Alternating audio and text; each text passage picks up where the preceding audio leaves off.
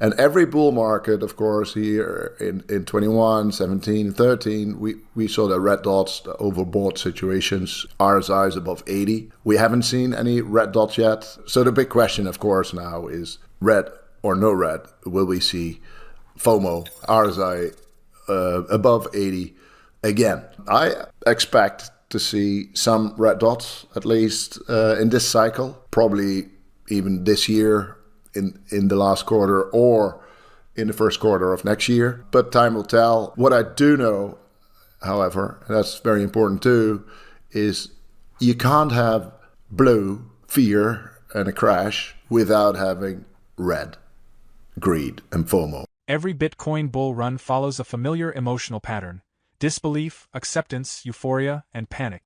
According to PlanB, creator of the famous stock-to-flow model, we're still only halfway through that curve. Bitcoin hasn't yet hit the full-blown FOMO phase, where greed pushes prices far above fair value and the RSI flashes warning signals. Until that happens, the risk of a crash is limited. PlanB has a track record of predicting Bitcoin cycles with remarkable precision. His stock-to-flow ratio, which measures scarcity relative to supply growth, became a cornerstone for long-term Bitcoin valuation. Even during skeptics' doubts in the 2022 bear market, his predictions have recently proven eerily accurate.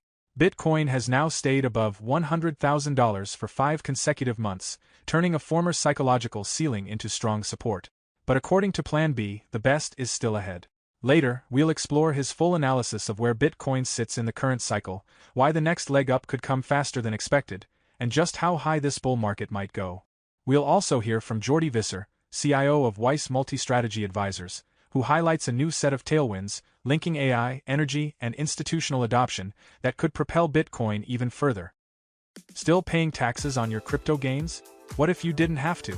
With ITrust Capital, you can buy and sell crypto inside a tax-advantaged IRA, giving you a smarter way to grow your portfolio without worrying about capital gains tax. That's why they're the #1 crypto IRA platform in America, with billions in tax-advantaged transactions. There are multiple ways to fund your account. You can make a contribution, transfer an existing IRA, or roll over an old 401k or employer plan.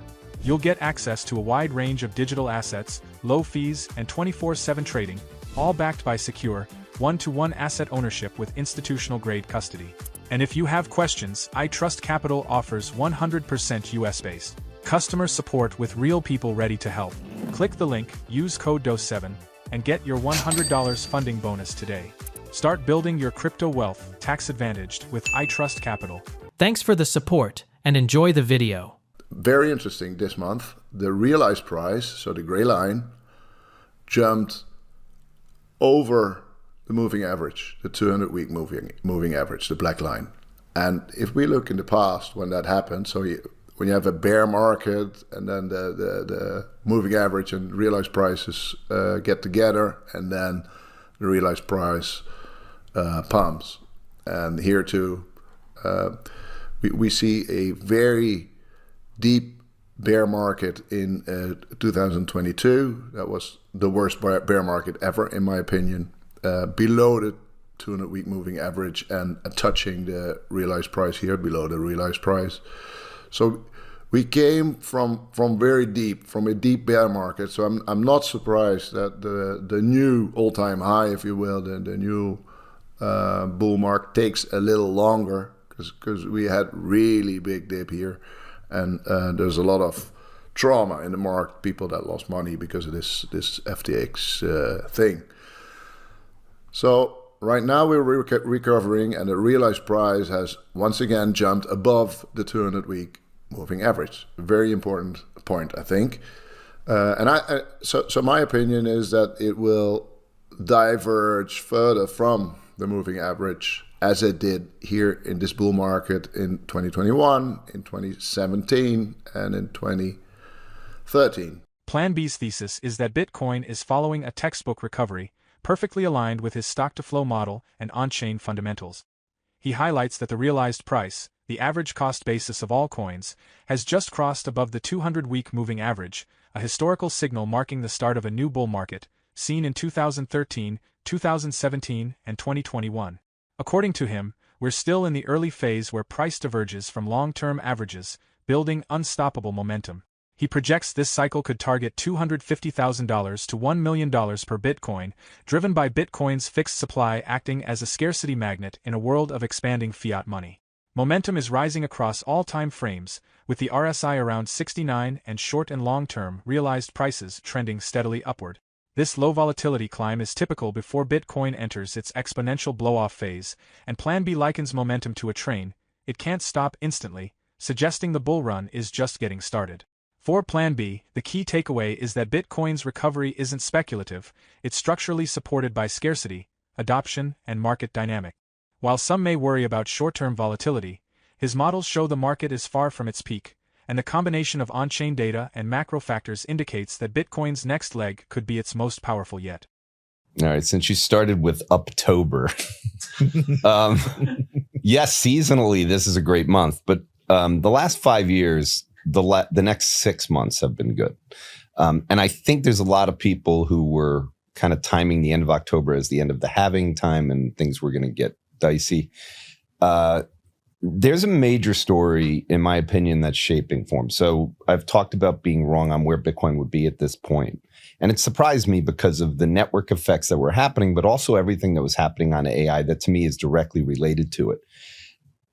But one of the things that became obvious to me this year is that for Bitcoin to really be making the move that we all think it should be, there actually needs to be a lot more acceptance by people outside of just corporations and treasury balance sheets. Because that's, honestly, except for MicroStrategy at this point, the majority of this is kind of this zombie type thing that Saylor talks about. It's not a big number. It's not something that when you add them all together is enough to really drive a major price move.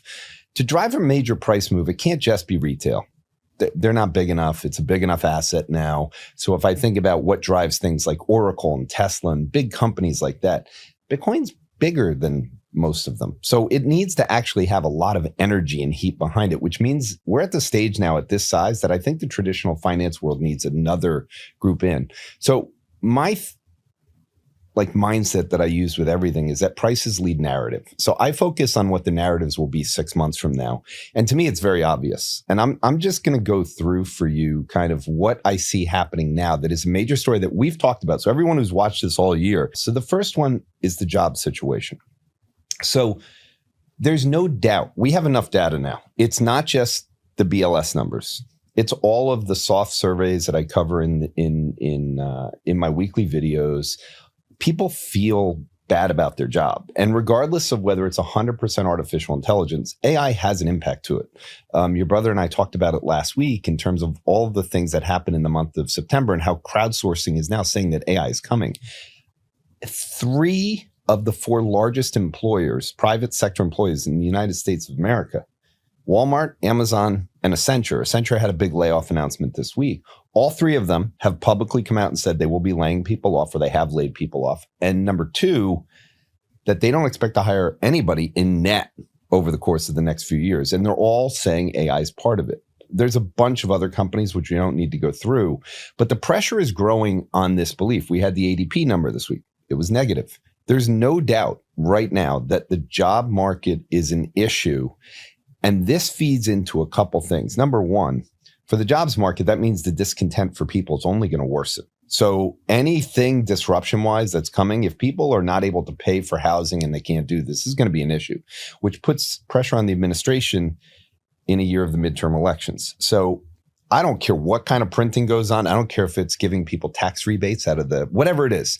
There's going to be checks going out. There's going to be help on the housing side, because if you want to win elections, and that's the whole thesis that we've talked about in terms of Bitcoin, the discontent in the system, the profit margins are going up and the people are losing their jobs. So this is going to be a story that will only worsen next year because AI agents are coming. Number 2 is the spending side. So I've talked a lot that one of the things that will get traditional finance people to invest, the hedge fund side, to focus on AI is if the Mag 7 aren't an easy investable asset. And that's, to me, starting to become an issue. And that's funny to say when they're at all-time highs, but not all of them are. And the spending side is going to be an issue next year. These companies are spending lots of money, and I can feel the pressure building as they are releasing everything. It's like a fireworks show right now. OpenAI releases a bunch of news items. They release new tools. Claude came out with a new tool. The Meta glasses came out. Apple talked about getting rid of Vision Pro and doing glass. They're all trying to do something to collect revenues because their spending is going to go higher. And most importantly, the electricity prices are going higher. So their compute costs, all of this stuff is rising.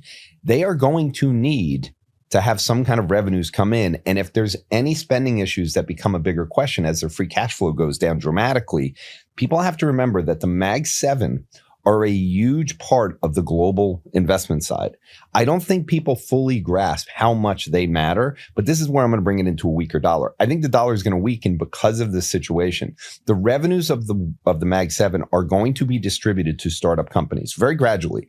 Cursor, Replit, these companies all have little revenue streams that traditionally would go to these guys.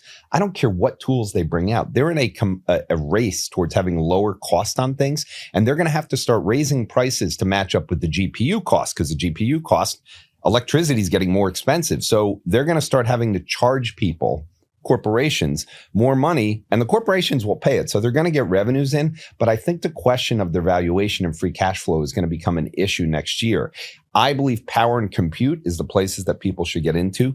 If the Mag 7 are having trouble in revenues, and I won't go into large detail here, the dollar is going to weaken because the number one correlation between dollar strength has been U.S. exceptionalism. U.S. exceptionalism can be broken down by one thing: the Mag 7 and the dominance on coding. And if coding is now ubiquitous and it's democratized, the rest of the world's entrepreneurs who are very hungry are going to create little businesses and they're going to eat at the revenue stream. They're going to have no expenses. And these companies are finally doing one thing, which I've always said was the thing that changed the investment horizon. They're starting to issue a lot of debt because they finally have reached the point where that software world doesn't exist. They need hardware for the software. And when you need hardware, you need debt because you need capital, you need big buildings. So when they're talking about trillions of dollars of spending, this is very new for the Mag 7, and not all of them are going to survive through this.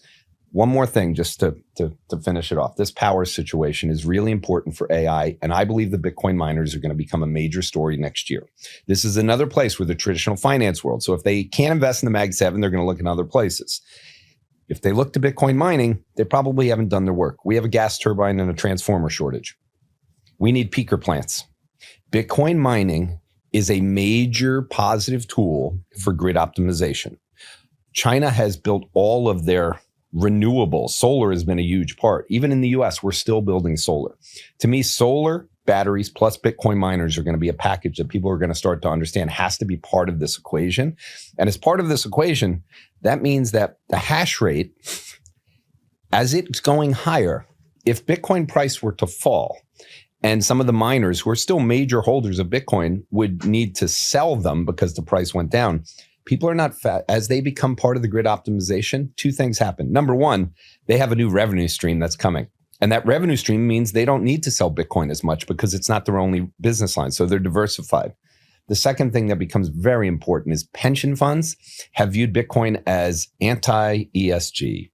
And if all of a sudden now the E becomes a positive for Bitcoin because they're actually helping the energy situation by forcing more renewables to replace dirty coal, and they get another point. So I think all of these things will be narratives next year. And the price of Bitcoin, if I'm right on that, should start to go higher because it should start to build that in. And I think Bitcoin miners are going to become an important part of the puzzle now. Jordi Visser adds a fresh macro perspective to Bitcoin's bullish outlook. While PlanB emphasizes scarcity and on-chain fundamentals, Visser highlights structural tailwinds from the intersection of AI, energy, and capital flows. He argues that forces reshaping traditional markets, job automation, rising energy costs, and massive AI infrastructure spending could redirect trillions toward Bitcoin and its ecosystem. As tech giants like Apple, Meta, and OpenAI expand computing capacity, energy and hardware costs are soaring, creating opportunities for Bitcoin miners to become key players in energy optimization and grid management. Visser envisions miners evolving from speculative operators into critical partners for renewable infrastructure, with solar, battery storage, and global grids benefiting. This could flip Bitcoin's ESG narrative, attracting pension funds and institutional investors who were previously cautious. Meanwhile, a weakening dollar, slowing growth among tech megacaps, and corporate debt pressures may drive investors toward asymmetric opportunities, positioning Bitcoin as a natural beneficiary with its improving fundamentals and expanding use cases in energy and AI. Combined with PlanB's Onchain insights, the picture is clear. This Bitcoin cycle is far from over. Momentum is building both in the market structure and in the global economy, laying the groundwork for explosive adoption ahead. The question for investors: will PlanB's $250,000, $1 million range hold, or could Visser's AI and energy thesis push Bitcoin even higher? For more Daily Dose Crypto news, check out these 2 awesome videos on your screen. Click now and we will see you on the next video.